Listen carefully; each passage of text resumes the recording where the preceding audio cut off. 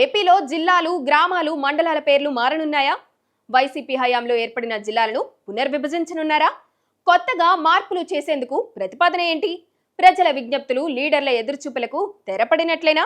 ప్రభుత్వం అసలేం చెబుతుంది? ఈ వీడియోలో చూద్దాం. ఏపీలో జిల్లాలు, మండలాలు, గ్రామాల పేర్లు మారనున్నాయా అంటే అవుననే సమాధానం వస్తుంది. ఎందుకంటే ఏప్రిల్ 2022 వరకు కూడా ఏపీలో మొత్తంగా 13 జిల్లాలు మాత్రమే ఉండే. కానీ అప్పటి ప్రభుత్వం ఇంకొక 13 జిల్లాలను యాడ్ ఆన్ చేయడమే కాకుండా వాటి పేర్లను కూడా దిశానిర్దేశం అప్పటికే చేసేశారు. అంటే మొత్తంగా ఇప్పుడు ఏపీలో 26 జిల్లాలు ఉన్నాయి. కానీ ఈ 26 జిల్లాలకి కూడా డిఫరెంట్ నేమ్స్ ఉండడంతో చాలా అభ్యంతరాలు ప్రభుత్వానికి.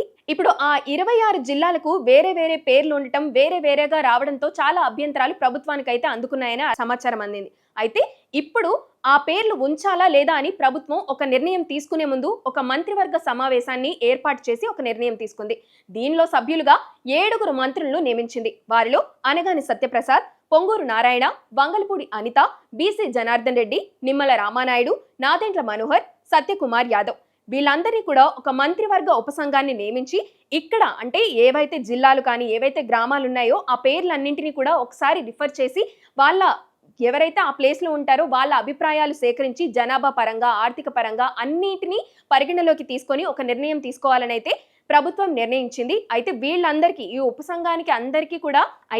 ఉపసంఘానికి కన్వీనర్ గా రెవెన్యూ శాఖ ప్రత్యేక ప్రధాన కార్యదర్శి వ్యవహరిస్తారని ప్రభుత్వం నిర్ణయించేసింది. అయితే తుది నిర్ణయం ఎలా ఉండబోతుందో తెలియదు. కానీ ఇన్ని రోజులు కూడా 26 జిల్లాలు ఉన్నాయి కాబట్టి ఈ 26 జిల్లాలకి డిఫరెంట్ నేమ్స్ ఉన్నాయి కాబట్టి రెవెన్యూ డివిజన్, మండల సరిహద్దుల మధ్య ఇవన్నిటిని కూడా చర్చ తీసుకొని ప్రభుత్వం ఒక తుది నిర్ణయం తీసుకునే అవకాశం అయితే కనిపిస్తోంది.